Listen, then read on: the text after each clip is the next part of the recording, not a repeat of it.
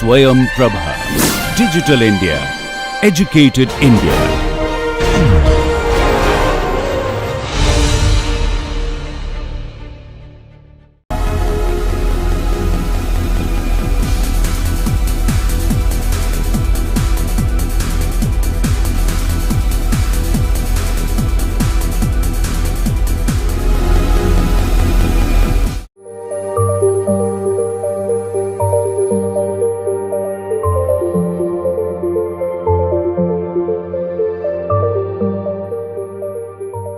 So, I again welcome you on the lecture series of Shallow Foundations.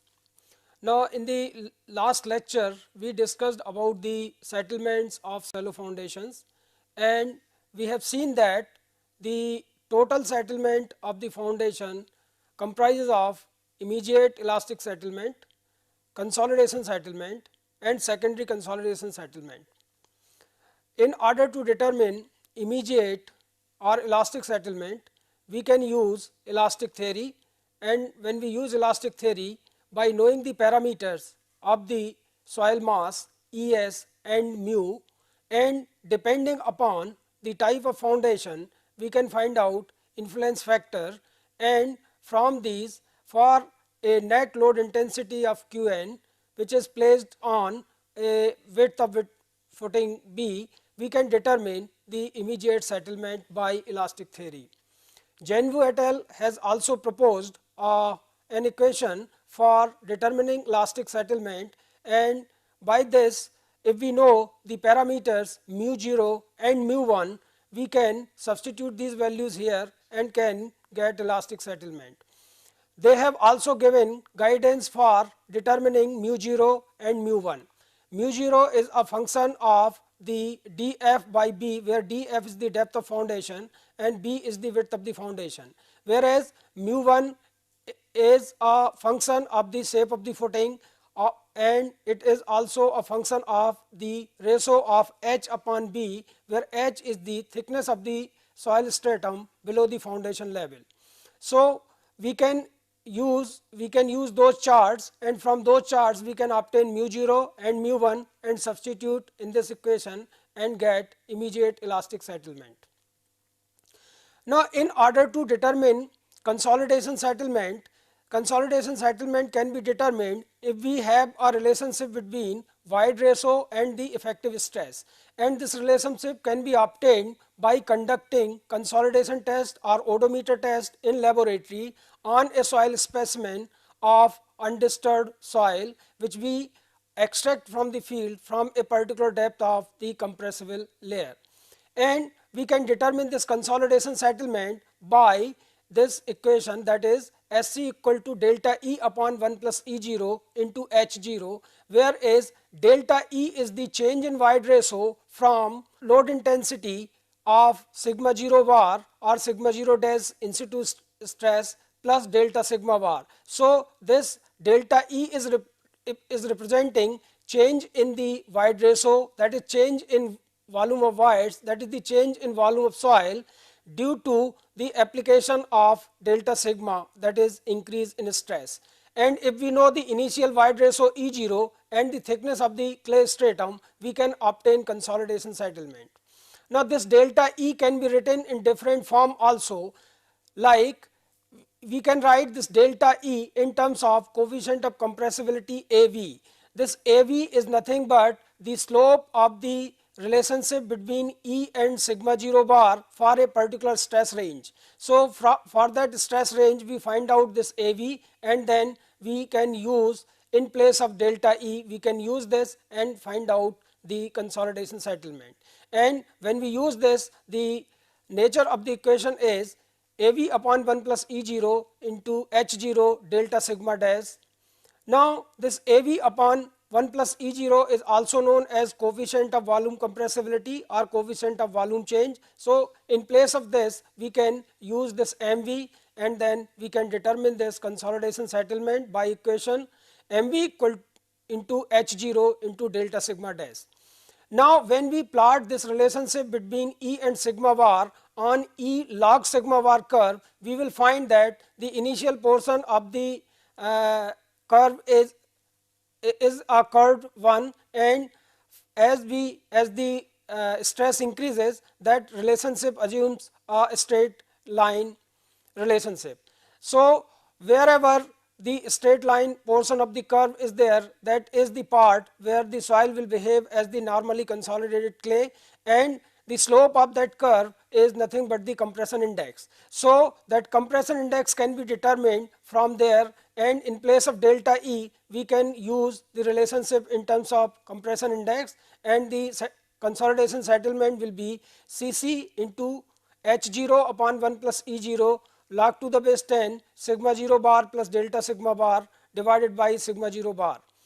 Now in the portion where the soil will behave as the pre-consolidated clay or the over-consolidated clay, which we can determine by obtaining the value of pre-consolidation pressure using the Cassegrain method, and if the stress range is in the pre-consolidated range, in place of compression index we use a term which is known as recompression index, and this Cr can be replaced by Cc. So this will be written as Cc H0 upon 1 plus E0 log sigma 0 dash plus delta sigma dash upon sigma 0 dash.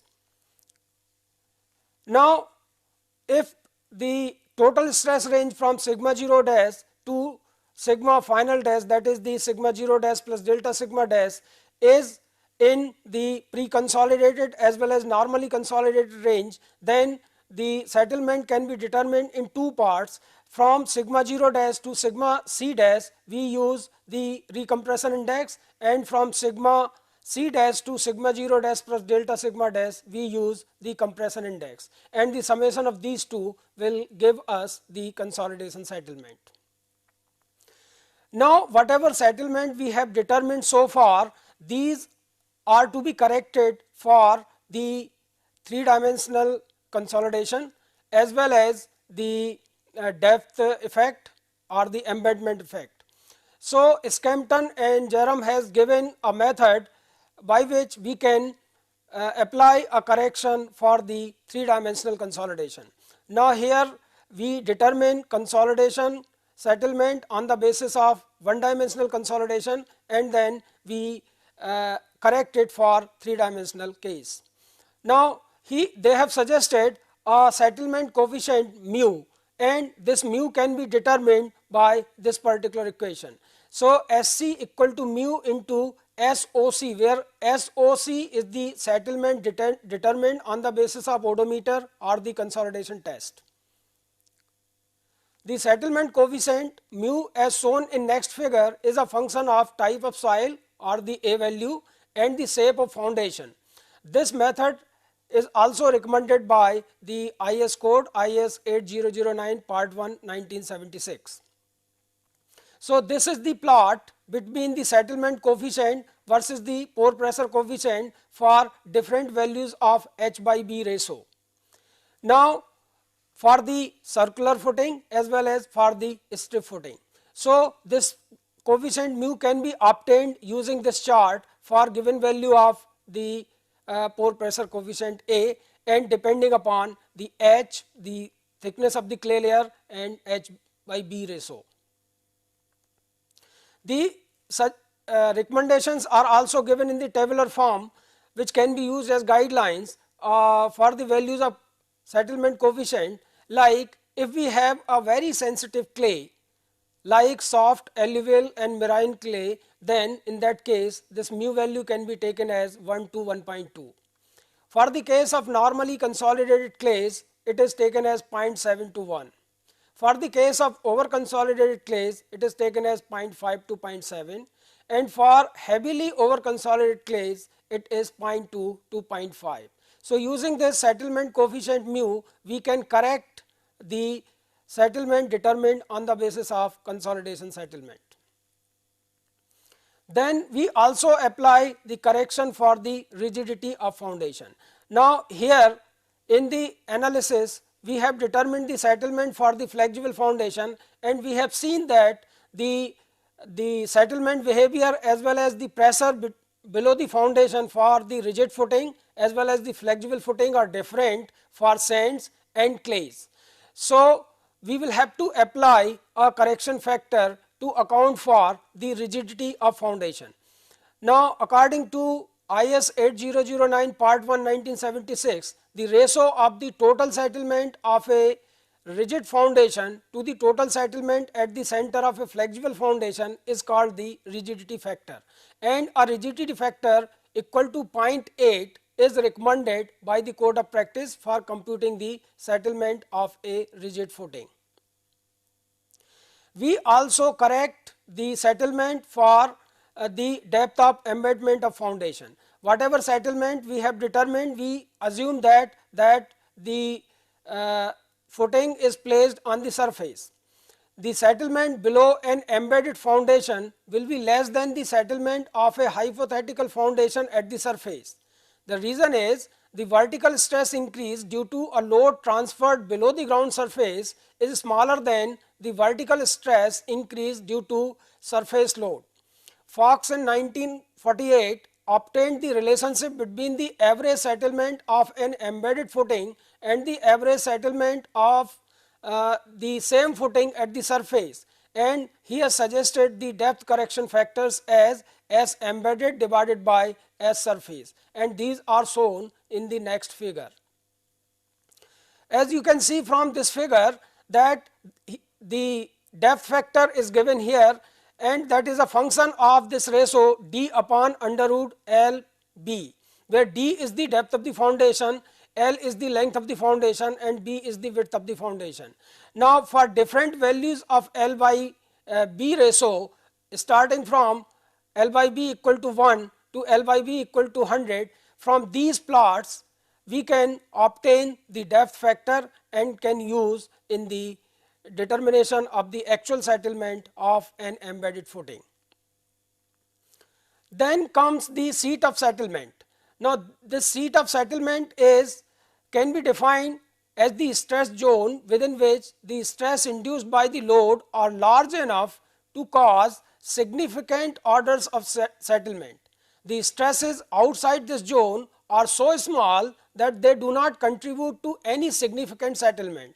The depth of this zone of influence depends on the nature of structure, the shape and disposition of the loaded area, the loading intensity, the soil profile, and the engineering properties of soil.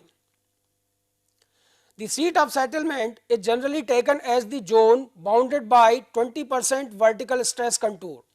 In a square footing, this extends up to a depth of about 1.5 times the width of the footing and up to 3 times b in the case of strip footing. For important structures, the seat of settlement is taken to extend up to zone bounded by 10% pressure valve, that is to a depth of 2b for a square footing and 6b for a strip footing. In the case of a rectangular footing, it is important to understand that it is the shorter dimension that control the significant depth, rather like the bending of a one-way concrete slab in the shorter direction. It is more logical to relate the seat of settlement to the ratio delta sigma upon sigma dash, the ratio of increase in stress due to the in situ stress or the overburden pressure. One commonly used guideline is to take the seat of settlement as extending up to a depth where the increase in stress due to structural load is 10% and 5% for the important structures of the in situ stress before the application of the load. Next figure illustrates the use of pressure valve concept 1.5 to 2b guideline and the ratio delta sigma upon sigma dash equal to 10% guideline concept in determining the seat of settlement. Now, as you can see from this particular figure that this is the case of a square footing of width b.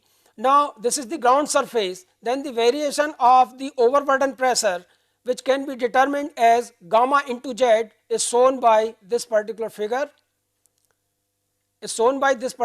by this straight line, and the sigma bar distribution is shown by this particular line. Now, if we consider the 10% of the pressure valve, then the 10% of the pressure valve will give this 10% to 20% of Qn here, but that will be the increase in pressure due to the loading which is placed at a foundation this particular level. So the seat of settlement will be of the order of 1.5 to 2b. Now if we consider the ratio of delta sigma bar divided by delta sigma bar divided by sigma dash, then this line shows the relationship for 0.1 10% of sigma bar line.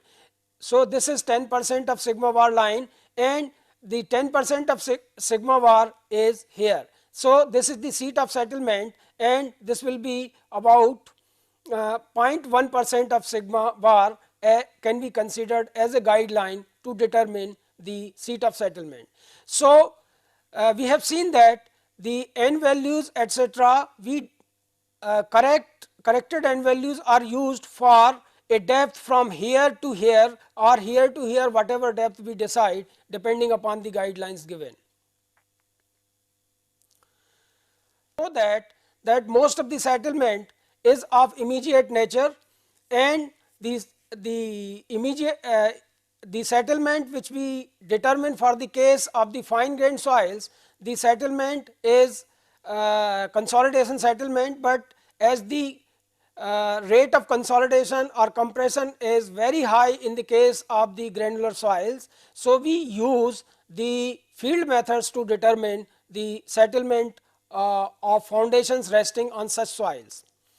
In cohesive soils, the compressibility and consolidation parameters are determined in the laboratory from odometer test, and from these the magnitude of settlement if required, and also if required the rate of settlement can be estimated. Good undisturbed samples required for the laboratory test can be obtained at the site for such soils. However, in granular soils which are non-cohesive, undisturbed samples are extremely difficult to procure, if not altogether impossible. Hence, laboratory test cannot be used to obtain the compressibility characteristics of the granular soils. So we go for the field test. Settlement computations in granular soils are based on field or in situ test. The most frequently used tests are plate load test, standard penetration test, and the static cone penetration test. These tests we have already discussed when we discussed the bearing capacity of granular soils. Now we can determine the settlement of footings based on the plate load test method. Now this is the setup which we have already discussed, but briefly I will discuss here also, that a plate is loaded and the settlement behavior of this plate corresponding to different load intensity is observed, and then a relationship is developed between the pressure and the settlement of the foundation, settlement of the plate. Now a typical load settlement curve is shown here. Here this is the load intensity in kilonewton per meter square, and this is the settlement of the plate. So corresponding to any load intensity we find out the settlement of the plate, and we get different points and we join them smoothly, we get this load settlement behavior. The load settlement curve may be used to determine settlement of foundation. Tarjagi and Peck in 1948 have recommended that the settlement of a footing, that is SF, on a cohesionless soil, that is the granular soil, can be extrapolated from the settlement experienced by a test plate, that is the settlement of the plate SP at the same load intensity, and the following equation can be used. Equation is SF upon SP equal to BF plus BP plus 30 divided by BP BF plus 30 whole square. It may be shown from this equation that in the case of granular soils, the settlement of a foundation cannot exceed about 4 times the settlement of a plate of 30 centimeter width, howsoever large it may be. However, Jerome and Eggleston have shown on the basis of several case records that this equation is really valid for medium and dense sand. Use of it for loose sands may lead to an underestimation of the settlement. So, we will have to be very cautious when we determine settlement of loose sand using this particular equation. It may again be recalled that a plate load test being short duration test, the settlement measured is only the intermediate settlement. In granular soils, immediate settlement can be taken as total settlement, while in cohesive soils, consolidation settlement, which constitutes most part of the total settlement, cannot be predicted through this test. Hence, the plate load test is not of much relevance in clayey soils, for which the settlement criterion is very important in the determination of allowable bearing pressure of a foundation. Now, however, we can use the data obtained from plate load test in the case of cohesive soils also, or the fine grained soils also, and following equation is sometimes recommended for estimating the settlement of a foundation on clay, and that is not actually seriously used in the design. That is SF upon SP equal to BF upon BP, where BF is the width of the foundation, BP is the width of the test plate, SF is the settlement of the foundation, and SP is the settlement of the test plate. If the test is carried out above the natural water table, the settlement computed from the load settlement curve will have to be corrected if there is a likelihood of a rise of water table at a future date, leading to submergence of the soil below the foundation. The actual settlement is then calculated as settlement computed from the plate load test divided by correction factor, and this correction factor given by Peck-Hansen-Thorne, which we have already discussed, is preferred. The allowable bearing pressure for a foundation on a granular soil can be determined by load settlement curve of the test plate. If the permissible settlement of a foundation of width Vf is Sf, the corresponding settlement Sp of the test plate of width Vp can be worked out from the equation, and the load intensity corresponding to Sp is then read off from the curve, which is allowable bearing pressure for the foundation. Rao and Ramasamy in 1980 recommended that the allowable bearing pressure in such a case should be read out on a line joining origin and a point corresponding to 50% of QUP, that is the ultimate bearing capacity of the test plate. Now, it will become more clear by this solved example how to use this plate load test for determination of the settlement of a footing resting on granular soil. The following data was obtained from a plate load test carried out on a 60 centimeter square plate at a depth of 2 meter below ground surface on a sandy soil which extends up to a large depth. Determine the settlement of a foundation 3 meter by 3 meter carrying a load of 110 ton and located at a depth of 3 meter below ground surface. Water table is located at a large depth from the ground surface. Then the load test data is given in the form of load intensity and settlement, like for 5 ton per meter square, settlement of the plate is 2 millimeter, for 15 it is 7.5, for 30 it is 23.5, and 40 it is 45 millimeter. So, likewise this data is given, we will use this data to plot load intensity versus settlement curve and then obtain the settlement of the foundation. The load settlement curve is shown in this figure. So, from this data we obtain a relationship between load intensity, which is given in ton per meter square, and the settlement in millimeter. We will get different points, we join these points smoothly, we will get the load settlement behavior of this. In order to determine ultimate bearing capacity, we go for the double tangent method. So, we take a straight line portion of this part of the curve and this part of the curve, wherever these two tangents meet, that is the ultimate bearing capacity of the plate, and we make use of this ultimate bearing capacity of the plate to find out factor n gamma, and then we determine phi from there, and then NQ and n gamma we use for the actual foundation to determine ultimate bearing capacity of the foundation. Now, Ramasamy and Rao have recommended that this allowable bearing pressure should be determined. It should be read off from a straight line joining this with 50% of the ultimate bearing capacity of the plate. So, we will be using this for determining the allowable bearing pressure. Right now, we want to determine the settlement of the foundation. So, first of all, we determine what is the load intensity on the footing. Load intensity of the footing is the total load, that is 110 tons divided by the area of the footing, that is 3 meter by 3 meter square footing. It comes out to be 12.2 ton per meter square. So, from the load settlement curve corresponding to 12.2 ton per meter square, we find out what is the settlement of the plate, and the settlement of the plate from this figure comes out to be 5 millimeter. Now, we use this equation SF upon SP, that is equal to BF plus BP plus 30 divided by BP BF plus 30 whole square. Now, here width of the plate is 60 centimeter and the width of the actual foundation is 300 centimeter. So, we use this data here, and the settlement of the foundation which we have already determined for 12.2 ton per meter square from the load settlement curve, that is 5 millimeter. When we substitute all these values here, we find that SF, the settlement of the foundation, comes out to be 9.3 millimeter.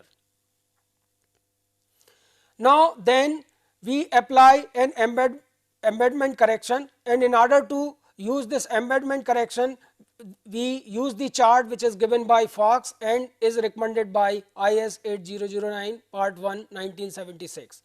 So, from this chart, first of all, we find out what is the depth of embedment, and the depth of embedment is equal to 3 minus 2, that is equal to 1 meter. Now, using Fox correction factor, we find out d upon under root LV.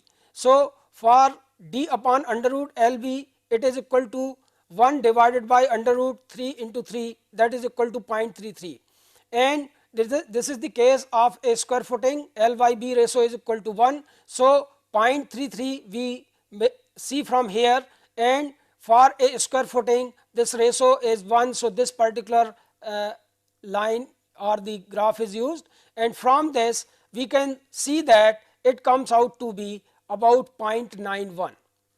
So, depth factor from this figure we can observe, and that is 0.91. So, actual settlement of the footing when we apply this embedment correction, that will be equal to 0.91 into 9.3 equal to 8.5 millimeter.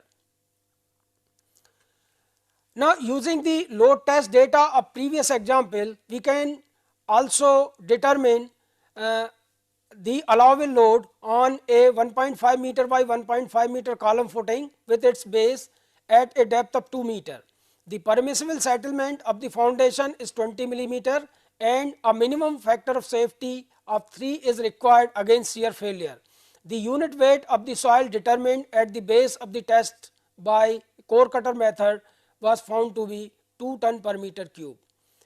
Now, we know that the allowable bearing pressure of a foundation is the minimum or the least value out of two criteria. One is the soil should not fail in shear, that is the bearing capacity criteria, and the soil should not experience a permissible settlement more than the permissible settlement. So, we will have to apply these two here, and then we will have to find out what is the allowable bearing pressure and then the load the column can carry. The angle of shearing resistance of soil can be worked back with the help of ultimate bearing capacity of the test plate QUP.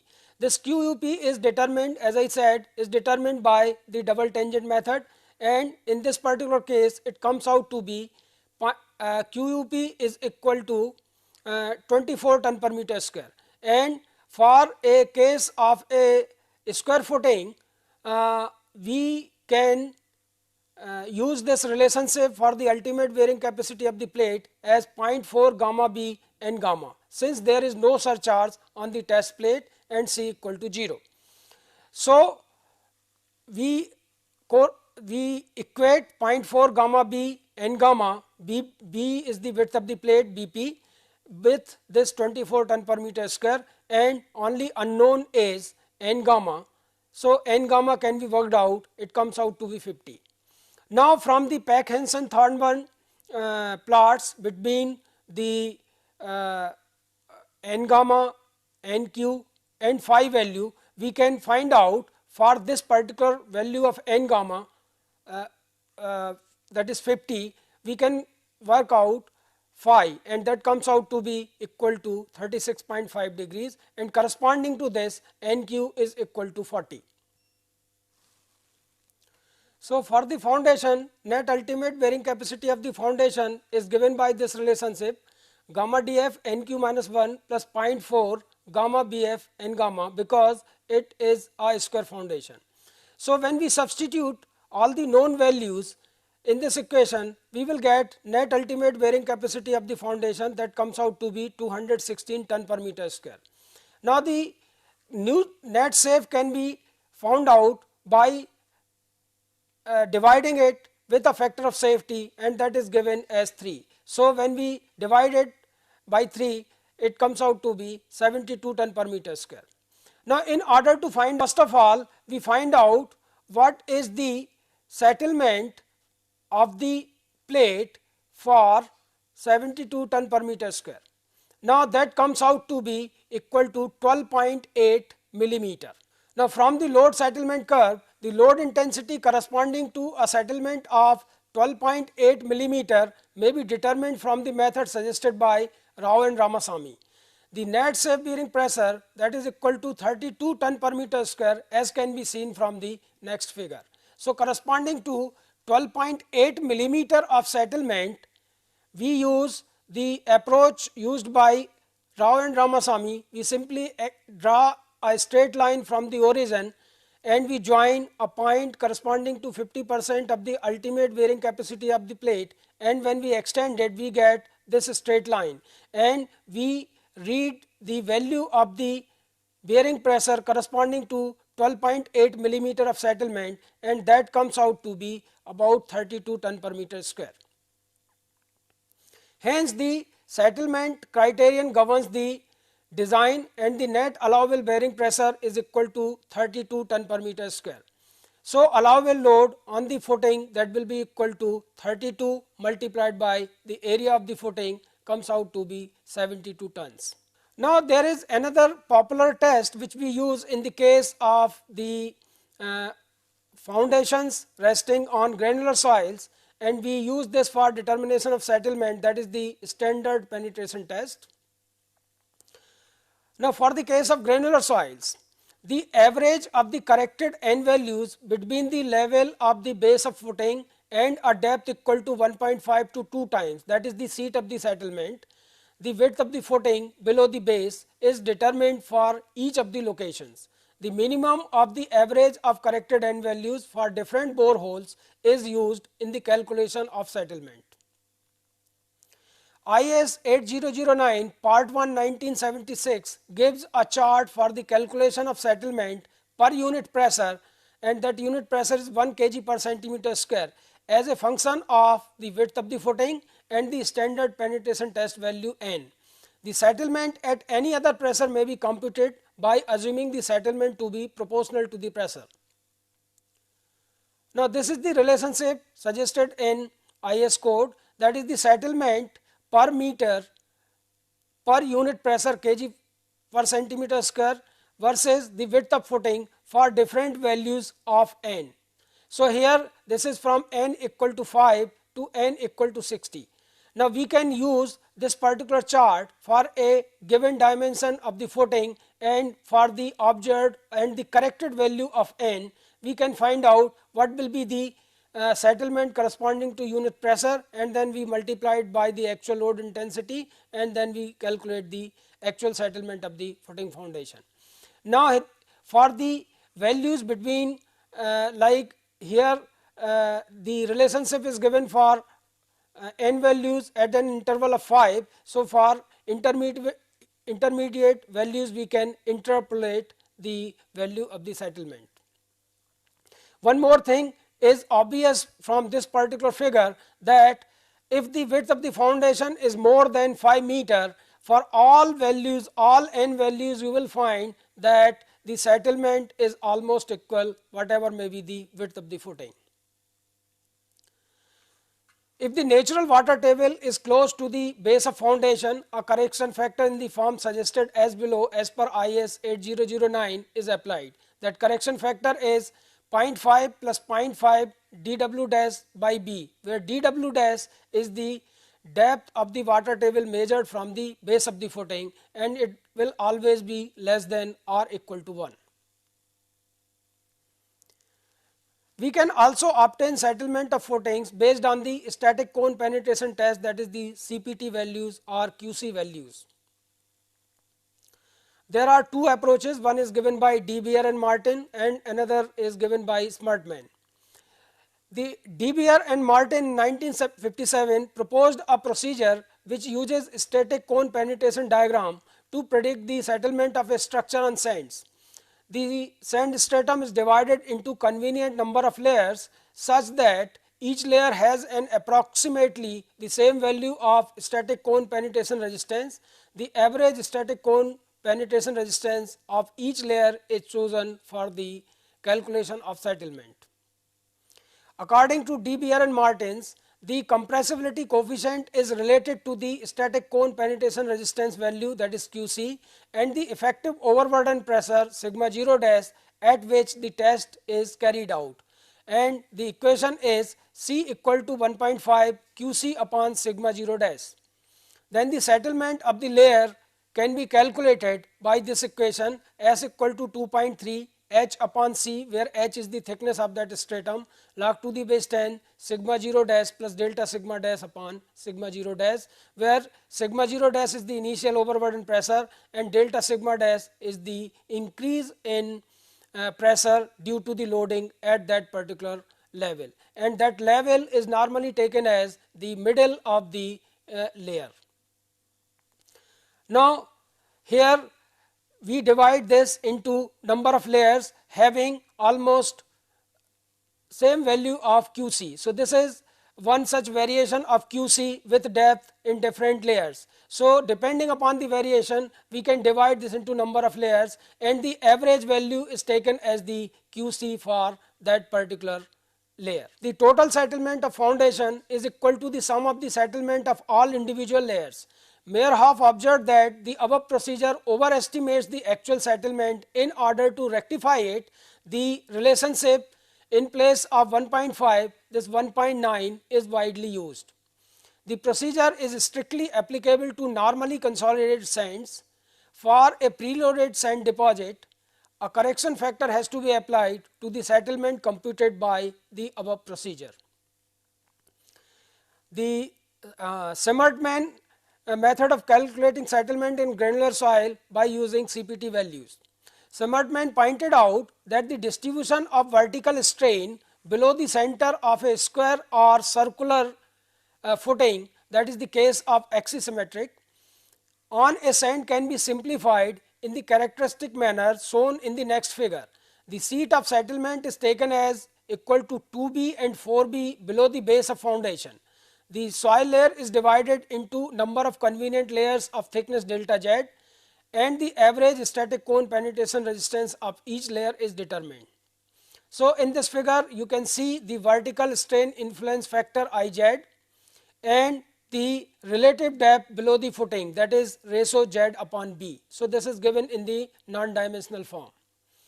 Now for the case of the circular footing, axisymmetric case, this is the relationship, and for the square or the strip footing, for the plane strain case, for L by B greater than 10, this is the relationship. Now here the seat of the settlement is taken 2b or 4b. The maximum value for this particular case, in the case of axisymmetric case, maximum value of strain value is 0.5 and it occurs at a depth of b by 2. Whereas for the case of the plane strain, that is the case of a strip footing, this value is 0.2 at the surface and it is maximum 0.5 at a depth of b, and again 0 at a depth of 4b. Smartman gave following equation for calculating the settlement: S equal to C1 C2 Qn, and for all these layers from summation from 0 to 2b, that is up to the seat of settlement, delta z into Iz upon Es, where C1 is the depth embedment factor, C2 is the creep factor, and Qn is the net increase in pressure at the foundation level. Iz is the average strain influence factor for each layer that can be obtained from the previous figure, and Es is the deformation modulus for each layer. Now this C1 is equal to 1 minus 0.5 Q0 dash upon Qn, whereas C2 is equal to 1 plus 0.2 log to the base 10 T upon 0.1, where Qn is the gross pressure intensity minus the initial overburden pressure at that particular level. So Q minus Q0 dash. Q0 dash is the effective overburden at the foundation level. Now this T is the time in years for which period settlement is required, and Es depends on the type of foundation. The correlations for Es are Es equal to 2.5 Qc and Es equal to 3.5 Qc for square and square footing respectively. So this is for square footing and this is for the strip footing. The depth at which the maximum Iz occurs may be calculated as follows: Iz equal to 0.5 plus 0.1 under root of Qn upon P0 dash, where P0 dash is the effective overburden at depths B by 2 and B for square and strip foundations respectively, that we have seen in the last figure. Further, Iz is equal to 0.1 at the base and 0 at 2b below base for the square footing, whereas it is 0.2 at the base and 0 at 4b below the base for the case of strip foundation. For normally consolidated sands, Es can be taken as 4 Qc for values of Qc less than 10, and it is 2 Qc plus 20 for Qc values between 10 and 50, and it is 120 for Qc greater than 10. For over consolidated sands with OCR greater than 2, Es is taken as 5 Qc for Qc less than 50 and 250 for Qc greater than 50. Now this will be more clear by a solved problem. A 2.5 meter square footing is resting on a sand deposit. The total pressure at the foundation level is 200 kilonewton per meter square. The variation of static cone penetration resistance with depth is given below. So this is the depth below the foundation level, and this is the static cone penetration test value Qc in kilonewton per meter square into 10 to the power 3. Now from 0 to 1 meter depth it is 3, 1 to 1.25 it is 4, 1.25 to 3 it is 4, 3 to 4 meter it is 7, and 4.05 to 5 it is 3. We will have to determine the settlement of the foundation 6 years after the construction. Use Zimmermann approach. So we divide this into number of layers and we use this Zimmermann equation to find out the settlement of the foundation. Now in this case C1, as said earlier, C1 is the depth embedment factor, C2 is the creep factor that we will determine. Qn is the net increase in pressure at the foundation level, and that is equal to 200 minus 17 into 2, where 17 is the unit weight of soil and 2 is the depth of the foundation. So it comes out to be 116 kilonewton per meter square. Iz is the average strain influence factor for each layer, and Es is taken as 2.5 times of Qc. For square footing, the depth at which the maximum Iz occurs may be calculated from this particular relationship or can be read from the figure presented earlier, where P0 is the effective overburden pressure at B by 2 and Iz equal to 0.1 at the base and 0 at 2b below the base level of the footing. Now C1 can be calculated if we know Q0 dash and Qn. So Qn is already known, we know Q0 dash also at the depth of the foundation. So it comes out to be 0.898.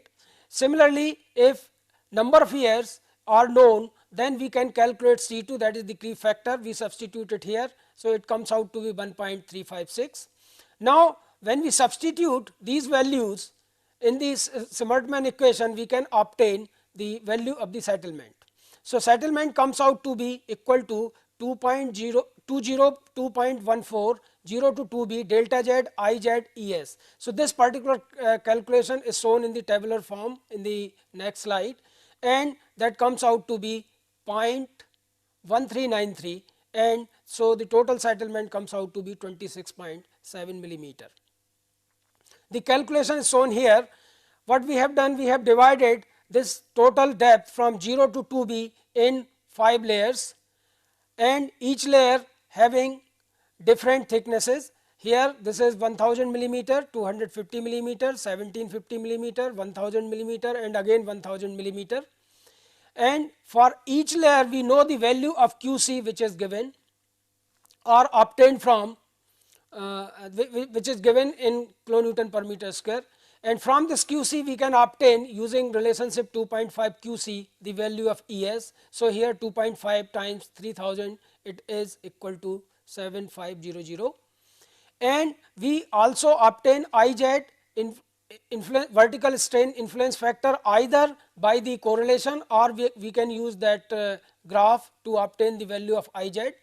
And once all these are known, we can determine IZ upon EZ into delta Z. Let us say for this particular case it comes out to be 0.0347.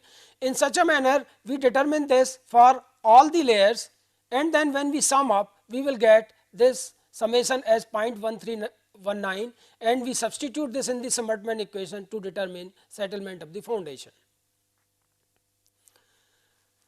For the condition shown in previous example, determine the settlement of foundation using the De Beer and Martin's approach. So De Beer and Martin has given this particular equation for determining the settlement of the foundation. The seat of settlement is taken equal to 2b below the base of foundation. The calculations are shown again in the tabular form in the next slide. Now here the total layer is divided into 4 layers depending upon the value of QC. So these are the thicknesses of the clay layer: 1000 mm, 2000 mm, 1000 mm, again 1000 mm for all the layers, and the average value of QC is given for all these layers. Like for first layer it is 3000 QC. Then sigma 0 dash at the middle of the layer can be determined if we know the depth of the middle of the layer and the unit weight. It comes out to be 42.5. Then C value can be calculated as 1.5 QC upon sigma 0 dash. So this value is calculated. Then delta sigma, that the increase in stress at the middle of the layer is determined by 2:1 method, or we can use Boussinesq or the Westergaard formulations, and we find out delta sigma. Then we calculate log to the base 10 sigma f bar, sigma 0 bar, where sigma 0 bar is the overburden pressure, initial overburden pressure, and sigma f bar is the summation of these two. And finally, using the De Beer and Martin equation, we find out the settlement of the first layer, then second layer, third layer, and fourth layer, and when we sum up we get the settlement of the total compressible layer between 0 to 2b. Delta sigma has been calculated by using influence coefficient for increase in vertical stress under the corner of a uniformly loaded rectangular footing. The total settlement of 38.5 millimeter obtained from De Beer and Martin's approach is higher than the value of 26.7 millimeter which was obtained from Summertman method. Using De Beer and Martin's approach but taking C equal to 1.9 QC upon sigma 0 dash as recommended by Meyerhoff, settlement of the foundation will be equal to 30.4 millimeter, and which is very close to the Summertman value. What will be the settlement in previous example if the effect of rigidity of footing and the depth of embedment is taken into account? So in the last two examples we have not taken into account the effect of embedment as well as the rigidity of the footing. So rigidity correction factor as suggested by IS 8009 part 1 1978 is 0.8. So mean value of settlement of the foundation will be equal to 0.8 into 30.4, that is the settlement we obtained from the De Beers and Martin's approach using ES equal to 1.9 into QC upon sigma 0 dash. That is comes out to be equal to 24.3 millimeter. In order to apply the embedment correction factor, again we use the curve given in IS 8009 as suggested by Fox, and we find out first d upon root LV. So, for this particular case it is 0.8 and L upon B equal to 1. We corresponding to this d upon root LV of 0.8 and L upon B, using the appropriate curve, we find out the depth correction factor. We read from here that comes out to be 0.77, and we multiply the settlement as computed earlier by 0.77, it comes out to be 17 millimeter. So, in this lecture we have discussed the methods to determine the settlement of foundations resting on granular soils, especially by using the field test data like plate load test, and then the standard penetration test and static cone penetration test by various approaches suggested by various researchers. And we have also discussed the correction factors which we use for determination of the actual settlement of the footing, like depth factor and embedment factor suggested in the IS 8009. So, in the next lecture I will discuss the third and important part of settlement, that is the consolidation settlement, and then how to determine allowable wearing pressure using various approaches. Thank you.